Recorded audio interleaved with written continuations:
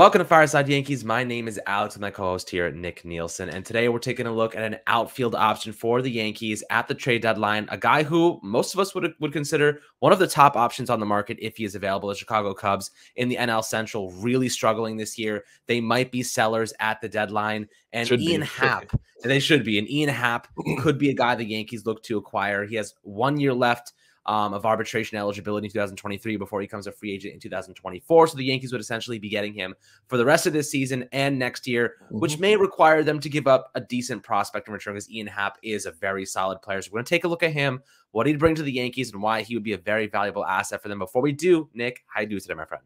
I'm doing pretty well, Alex. I'm doing pretty well. I mean, clearly not as well as you. You got the new haircut. We're both clean-shaven haircut. Like, look at that. Ooh. Fireside Yankees squad looking on fleek today. We gotta get like the knife like effect, like you like move down like that. Lightsaber. Imagine that. Imagine like Star Wars. In Star Wars, they're just giving lightsaber haircuts. Like one wrong move. It'd probably be pretty clean. I don't know how a fade would look. A skin fade would probably be the end of you, but half head fade. Half head fade.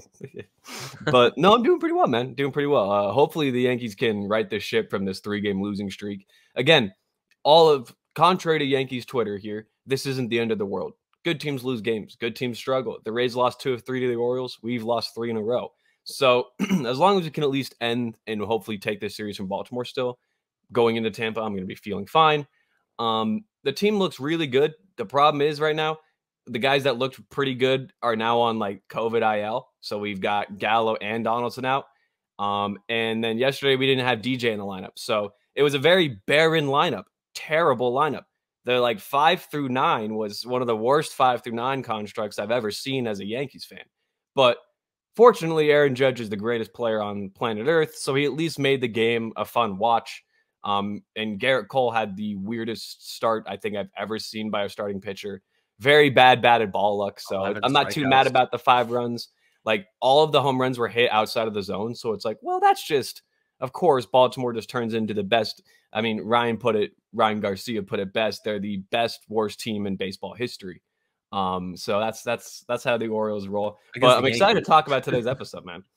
Yeah, me too. I mean, look, this is a situation that's been brewing. The Yankees may have to make a decision here to get some more outfield depth. Of course, the pitching was the biggest concern with Luis Gil and Chad Green going down with Tommy John surgery, but it's the offense that has struggled lately, right? 1 run in the doubleheader against Chicago, then yesterday, 4 runs, really struggled with runners in scoring position aside from Aaron Judge just being an absolute tank. Yeah. And look, Judge is the only reason this team is serviceable on offense right now. Stanton, has his games where he strikes out. He's slumping right now, though. He's slumping. He's just waving. He's just waving. There was a couple of pitches where, so here's the thing. There was a ball that came up like kind of close to his head.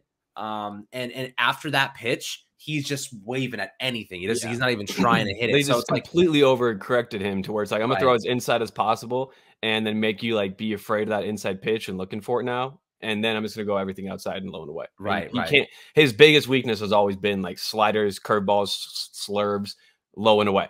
That's always been Stanton's weakness. Right. So like when those hang though, he mashes them. And when they throw fastballs, he mashes them. But when he's not locked in, you can clearly tell.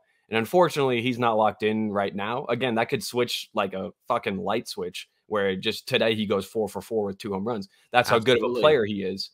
But we need him to do something, especially now that Donaldson and Gallo are on the IL, COVID list, I guess. I don't know what it is. It's just a phantom IL, I guess. It's a phantom IL. Or like we've lost those 2 big bats. And then, of course, you've got guys like Hicks. That's just that. Yesterday, he got hit by a pitch and took a walk. And that was the action. That was the best. Did that even hit him? It like nicked a fiber on his shirt. That's what I'm saying. So it's like, I'll take it. Like, that's great. You reached base. So that's okay. But he's clearly still not an everyday guy. And then Joey Gallo, even when he's playing, is so inconsistent that you do have worries about his longevity. And is he really that good? He does not have a good defensive stat line this season. Like he's got negative defensive runs saved. He's also got a negative WAR this year. Like this is not what you expect out of someone like Joey Gallo. So that's why the Yankees looking at getting Ian Happ from the Cubs is a must do. Not just because Aaron Hicks or like because they should get rid of Joey Gallo or because they should get rid of Aaron Hicks, but because having Ian Happ would mean that you can be flexible with those 2 guys. And let's say Gallo is in his 1 for 35 slump. you can just put Gallo on the bench and roll Ian Happ out in left field every game. Let's say Hicks is struggling, as he usually does. You can just put Ian Happ in center field and put a Hicks on the bench. So that's what it's nice. That's what would be nice about it. And it wouldn't, I don't think the Cubs would want too much for Ian Happ. And that's why this is one of the most talked about trade guys right now in the Yankee sphere is Ian Happ, because the Cubs suck. You could also partner it in a little package deal with a bullpen guy like Rowan Wick or everyone's favorite magician Houdini, David Robertson. Bring him back for a very small cost because he signed on a 1-year prove-it deal, and he's been pretty good. So there's a couple of things that you could do with the Cubs here in getting Ian Happ and not giving up a lot. It's very similar to the Benintendi trade, except Happ's going to cost a little bit more because Happ does have another year of control. Right. That's the thing, right? You're looking at Happ right now. He's making $6.85 million this year, 27 years old, arbitration eligible next year as well. And then he's a free agent in 2024. So the Yankees are going to have to give up, if they were to go this route, a little bit more than Benintendi, and it's probably going to include, here's the trade prospect, and let me know what you think about this. Joey Gallo. So you include Joey Gallo in this deal because, you know, they do need someone to play left field, right? So like you give them Joey Gallo. I mean, they do have Clint Frazier, but you know who knows what's going on with him. Who knows what's going on with a lot of their outfielders exactly. Right now, so you give him Seiya and Happ. You give him Gallo, holds down the fort for this upcoming season, and you also throw in a decent prospect. I was thinking of either Trey Sweeney or you could say Austin Wells or Trey Sweeney. Those are the two guys that popped up. Wells. I don't know if we get rid of Austin Wells. Well, I don't think so either. Because he's at his highest value right now. Right. So I maybe think we Trey do get rid of Sweeney, him.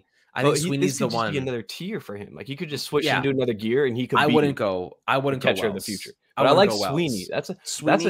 That's a good idea. I didn't think of sending Gallo over in it. Because Gallo, it makes sense to replace his spot. But do they want Joey on like a half-year deal, basically? Because he's a free agent at the end of the season. So would they just want him for a half-year deal? And it's then just to hold it down. It's just to hold, and they could always extend him if he ends up playing well for them. But like my perspective here is like the Yankees have Peraza and Volpe. Why do they don't need this third shortstop prospect? They're going to have to leverage him at some point. Ian Happ gives them an immediate upgraded outfield, and you know, just to throw in another variable here, he would be essentially replacing Joey Gallo in left field. But if they wanted him to play center field instead of Aaron Hicks, he could, and he's a switch hitter, so he replaces Aaron Hicks in that switch hitters, and he would rake in Yankee Stadium. I mean, you're looking at him; he hit 25 homers last year. He's capable of generating some power, and he walks a lot. He literally replaces Hicks. It's crazy. He walks 16% of the time, or 15.7. And Hicks walks 16.8. But here's what I love. Aaron Hicks strikes out 21.7% of the time. Ian Happ strikes out 20.4. So this is what I think is amusing. You sacrifice 1% in walk percentage for Happ, but you sacrifice 1% in strikeout percentage for Happ. So I think that's kind of a counteract, a little bit more than balance out. And then that's just like purely looking at those two figures. Okay. And when you factor in the fact that Ian Happ striking out less and walking roughly the same, whilst hitting the shit out of the baseball, like 0.29. Yeah, I think he's in 300 now. No, he's at 0.286 with almost basically a 40% on base OBP, rate. Yeah, and he's also what's nice about Ian Happ is that it's not like he's like trying to swing for the fences. He just makes good contact on the baseball. Like he's not one of those guys that you look at and you're like, oh, dude, this guy is just gonna hit a tank, because he is a big guy, but he's not in the top. He's not really in the top 25%, I believe, in any of the hard hit, exit velocity, mags exit, even barrel percentage. But what he does do really well is he takes pitches, works good at bats, and he laces the ball. So it's like, I will take Ian Happ hitting 22, 25 home runs this year if it means him hitting 30 doubles and walking 15% of the time, because that right there is a phenomenal baseball player. His WRC plus this season is the same as Juan Soto, 138. Like, it's time either. Soto's also struggled a little bit. He's only batting like 240. But that also is a testament to how good Ian Happ is. And having that switch-handed bat and the guy that can play left, center, and right. And I know we're not going to use him there, but he has experience playing second and short as well. So Ian Happ is kind of like what we wanted IKF to be in terms of his role on this team, where it's like he can play 5 positions, 6 positions, and you know that he can play them all pretty well, but he's good offensively to go with that. So getting Ian Happ, and if it's so crazy, because if we give up Joey Gallo, Ian Happ immediately just plays the next like 5 out of 6 games for the rest of the season. Like, he should not be sitting down to anyone else.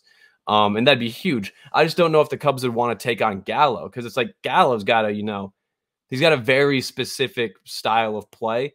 And I don't know if the Cubs want another one of Patrick Wisdom, but from the left side in their lineup. And they've also got like Frank Schwindel. They've got a lot of do or die hitters in their lineup as is. So I don't know if they'd want Gallo in there, but they may take him if they get Sweeney. And I like the idea of Sweeney because your reasons are spot on. We have Volpe, we have Peraza. We don't need a third star shortstop sitting in the minors. I mean, you also got Roderick Arias now climbing the international system. So it's like you have tons and tons of shortstops. And Vargas, he's been there for a little bit Vargas, now. Like we got like 5 or 6 top middle infield prospects. Right. You got to leverage one at some point. We got to get rid of some of them, yeah. And maybe that's why we are playing Florio a little bit more now. Well, not okay. The reason we're playing Florio now is because we have to, because we've lost guys. But when we brought him up before, the point was to get him at bats and to see him play. And if the Yankees don't have any intention of having Florio on their team, maybe they're just trying to get a major league at bats so teams around them can be like, okay, this kid's got some potential. And they could leverage that to trade Florio and package him in a deal. I don't know. But the best option on the market right now, in my opinion, is Ian Happ. Like, I think even before we discussed this episode to film or to record it, I thought Ian Happ was the best guy to get for what he'd cost, what we get, and what his role would be on this team. Because Ian Happ could bat leadoff very capably. He's done it like his entire, like not for like the first 3 years of his career. And then he could bat fourth, he could bat sixth. Like Ian Happ is a guy you can just plug anywhere in the lineup. And since he's a switch hitted bat that sees a lot of pitches, he's going to have a very quality at bat regardless of where he bats. So that's the other thing. We suck with runners in scoring position. We have problems with guys like Gallo and Hicks putting them in the lineup when there's big at-bats and runners on base. With Ian Happ, I don't think that'd be a problem.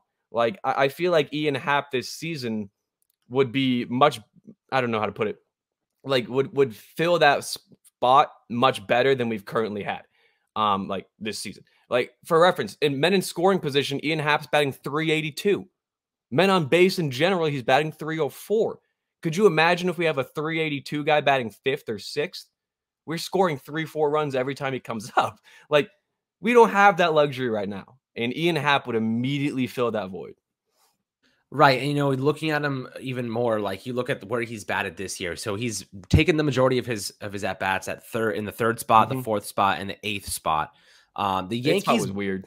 The eighth spot is weird, right? But he struggled to start, like out of the gate. He struggled, I think, for the first week or two, and they're like, "We're putting you eighth." And then he clobbered it, and then he came back up, and now he's just up.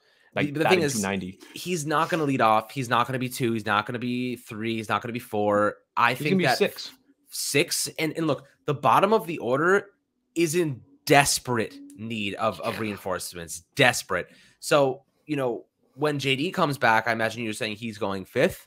Yeah. So if I had to construct my lineup right now when everyone's healthy and with Happ we get let's assume with Happ and let's say with Happ Gallo's gone. With Happ Gallo's gone in this hypothetical. I'd go DJ, Judge, Rizzo, Stanton, Donaldson, Happ, Hicks, IKF, Trevino. Or Trevino IKF. Because IKF, actually no, I take that back. I'd go IKF, Trevino, Hicks. Hicks in the 9. I like Hicks has proven when he's in the 9, he's pretty damn good. I like that. Put Hicks in the 9.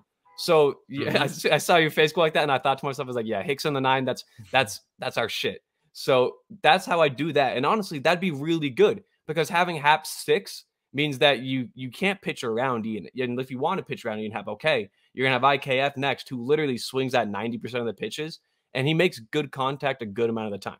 Granted, he swings at a lot of bad shit, but when he swings at the stuff in the zone, he usually hits the ball. So having that and then having Trevino or Higgy, I don't really care, and then Aaron Hicks to turn the lineup back over for DJ would be huge. Like, we talk about this offense and how they've struggled and how they're just looking for like a cohesive piece in the back end of the lineup to help blend the front 4 hitters that usually hit pretty well and then do nothing. Or even Glaber yesterday, I think, got 2 hits and he didn't score a run. So it's like, or he didn't cross the plate for a run. So that's because the guys behind him were not very good. And going forward, we cannot have that. And Ian Happ, having him 6, even 7, even 8, I don't care. He'd just be the best player in the bottom third of our lineup without a doubt. Absolutely. And he's pretty much above average. If you look at his percentile rankings, he's pretty much above average in everything but outs above average, and he's a little bit, his exit velocity is about average, but That's the thing. dude is in the 97th percentile in walks. His sprint speed is 72. So, I was thinking having him in 6 and IKF in 7 spot, you get some speed on base. A lot of hit and Ian runs. Happ is fast enough, and like he can beat out throws. So like, and we've seen IKF drop down bunts. So it's like seen that. Maybe Move if that over. And that's the other thing. Before the season, the Yankees had so heavily emphasized better base running and better defense. While Ian Happ isn't a Gold Glove outfielder by any means, he's basically average, slightly below, sometimes slightly above. He just hovers around average. It's not like Gallo this season has been the elite outfielder he was. It's not like Aaron Hicks has been good. Aaron Hicks has like the third like least defensive runs saved in baseball. Like he is awful this year. I think he's got like negative 6. So we don't want to have that out there every day. And then Aaron Hicks on the base pads, yes, he has 5 steals, but he's also been picked off twice, and he's also made stupid like base running mistakes like 3 or 4 times. So having Ian Happ, that would help right the base running a little bit. And we've seen that we have good base running, but we've also seen like stupid mistakes where we get picked off at first. And then Aaron Hicks, of course, got picked off at second by Joe Kelly, who literally like stood there like this after and was like, what the hell were you doing? We were all wondering the same thing, Joe. We were all wondering the same thing. But having Happ not just be the guy that can make good contact and hit 280, 290, because I do think he can, with a 15% walk rate and 30 doubles and 30 home run potential. Like Ian Happ was once a top prospect in the Cubs system. Like he's been there for a while. And every year he's played and he's like been healthy, he puts together a very quality season. Like he had like a 140 WRC plus, I want to say 2 years ago. So I don't doubt Ian Happ's abilities. And I think Ian Happ coming to the Yankees for the right price would be a match made in heaven. You just trade in the shittier pinstripes for the better pinstripes. Yeah, I mean, look, and also just having another switch hitter in the lineup, that's always extremely valuable, especially when trying to take advantage of that short porch in right field. But guys, really curious to hear your thoughts about Ian Happ. Would you like this acquisition? What would you be willing to give up for him? We proposed maybe a Gallo and Trey Sweeney combination, but maybe you have differing ideas, a bullpen guy that might fit the bill. Yeah, give us Robo. If they give us Robo, I'll throw. If they give us Robo, because that's the thing, Robos would be a half-year rental. So they give us Robo, we throw in literally like any one of our like mid-tier prospects for it, because he's not really that valuable right now. Because the Cubs suck, they know they suck, and they're using a guy that's making a couple $1 million this year on a rental. Literally, they brought him in there for this like sole purpose of saying, "Hey, if you're good, we're gonna trade you." Like it's why the Nationals brought in Nelson Cruz. So get Robertson, get Happ. Give up I'm blanking on it now. How Sweeney? Yeah, sorry. Thanks, Alex. Give up Sweeney, give up Gallo, and then give up another mid-tier guy. This team's great. Yeah. Look, I think it makes sense. Would love to hear your takes below in the YouTube comments as always. Hope you enjoyed this video talking about an interesting trade proposal for the Yankees. Ian Happ from Chicago. Make sure to like and subscribe below as always, my friends. We'll catch you guys on the next Fireside Yankees video.